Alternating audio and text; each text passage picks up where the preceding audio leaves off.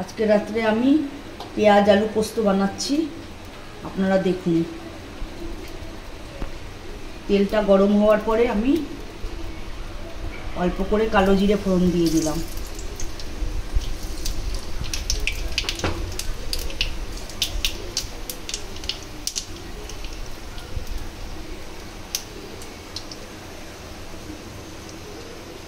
কালো জিরেটা একটু হয়ে গেলে এবার আলুটা দিয়ে দিচ্ছি।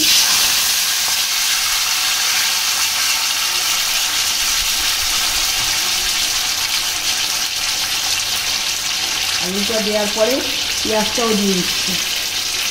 কুচি করে পেঁয়াজ কেটে দেবেন।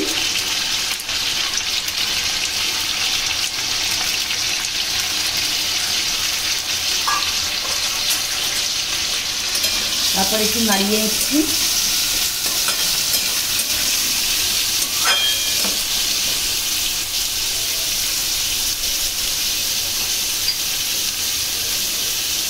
এবার আমি নুন দিয়ে দিচ্ছি এর মধ্যে অল্প করে। একটু হলুদ দিয়ে দিচ্ছি, দিয়ে নাড়িয়ে নিচ্ছি।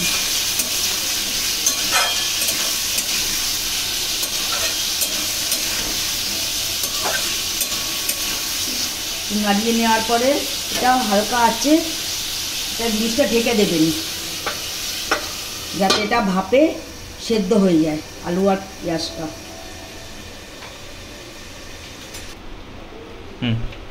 ঢাকাটা আমি তুলে নিচ্ছি এবার। নিয়ে সেদ্ধ হয়ে গেছে, আপনারাও এরকম দেখে নেবেন। আমি হালকা আছে ঢেকে রেখেছিলাম, জল দিইনি। এবার আমি কাঁচা লঙ্কা আর পোস্ত দুটো একসঙ্গে বেটে রেখেছিলাম, সেটা দিয়ে দিচ্ছি এর মধ্যে।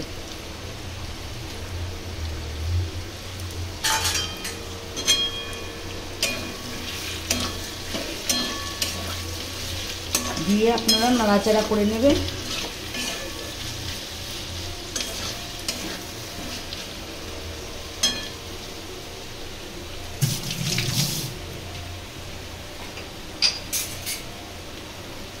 স্বাদ মতো একটু নুন দিয়ে নেবেন।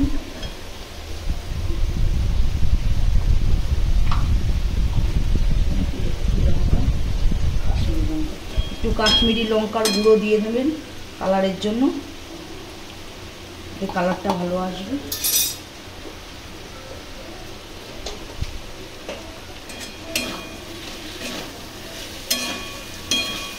দিয়ে নাড়াচাড়া করে আবারও ঢেকে দেবেন যাতে ভালো করে সেদ্ধ হয়ে যায়, পোস্তটাও ভালো করে হয়ে যায়। জল দেবেন না, জল দিলে স্বাদটা একদম অন্যরকম হয়ে যাবে। মানে ভাপেই এটা সেদ্ধ হবে।